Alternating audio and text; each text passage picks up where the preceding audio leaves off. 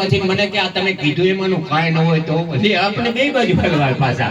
એક બાજુ એમ કે અમે રામનું કૃષ્ણનું બધું બહુ સાંભળ્યું, એક બાજુ એમ કે તમે કીધું એમાંનું કાંઈ ન હોય. પછી અમારે શું કેવું, પણ અમારો કલાકાર જીવ ખરો ને તો અમે કીધું અમે એમ કહીએ ભલામણા કે જ્યાં ગામના સોટાના ન હોય ઠેકાણા, જ્યાં ગામના સોટાના ન હોય ઠેકાણા હોય ઉકરડા સાણા દિવાલોનો કાણા બાવળ હોય તો હુંકા બેઠા હોય તો લુખા. એમણે કેવડા કોઈ એવું પછી એમ કે જ્યાં ગામના સોટાના ન હોય ઠેકાણા હોય ઉકરડા સાણા દિવાલોનો કાણા બાવળ હોય તો હુંકા બેઠા હોય તો લુખા કરતા હોય વાતો પાહે કોઈ ને જાતું મંદિર હોય તો આખું ગામમાં ન હોય સાધુ, મંદિર હોય તો આખું ગામમાં ન હોય સાધુ કરતા ન હોય પૂજાય પછી ભગવાન તો ખીજાય પુહાય નહીં તો પરબત રાવલ કે ભલે વળવું પડે પાછું બાકી કેવું તો હાસું હાસું ને હાસું સાહેબ. કારણ કે જેને હાસું કીધું ને એને જગતમાં 5,000 વર્ષો થઈ ગયા. મીરાબાઈ હોય, પાનબાઈ હોય, ગંગા સતી હોય, મહારાણા પ્રતાપ હજારો વર્ષો, કારણ કે સત્ય ઉપર જેને લડ્યા છે ને એને જગત કોઈની ભૂલી નથી. મને ઘણા એમ કેવો સુંડા ભગત કે તમે આમ સોશિયલ મીડિયામાં થોડાક એક્ટિવ રહો એટલે આમ તમારી જાહેરાત થાય, સોશિયલ મીડિયામાં થોડાક એક્ટિવ રહો.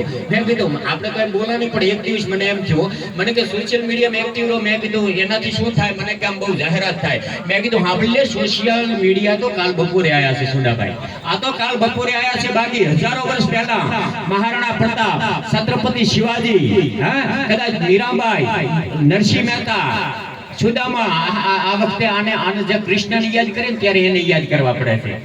ત્યારે સોશિયલ મીડિયા હતા. ભક્તિ કરો પતાલ મેં, તમે ભક્તિ પતાળમાં પહેન કરો ને તો એની પ્રગટ આકાશમાં થાય. ભક્તિ કરો પતાલ મેં અને પ્રગટ ગયે ભય આકાશ, ડાબી ડૂબી ન રહે ઓલી કસ્તુરી કી વાત.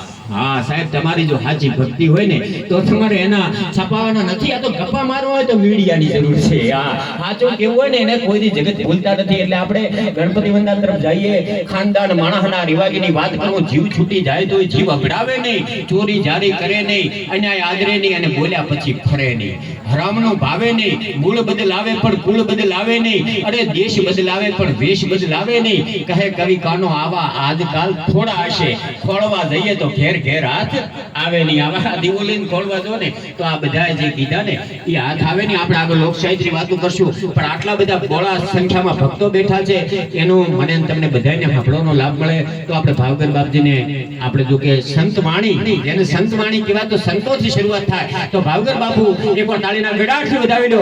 એમને ગણપતિ વંદના લઈ અને ગુરુ જ્ઞાન લઈને આપની સમક્ષ આવે ભાઈ શ્રી ભાવગર બાપજી.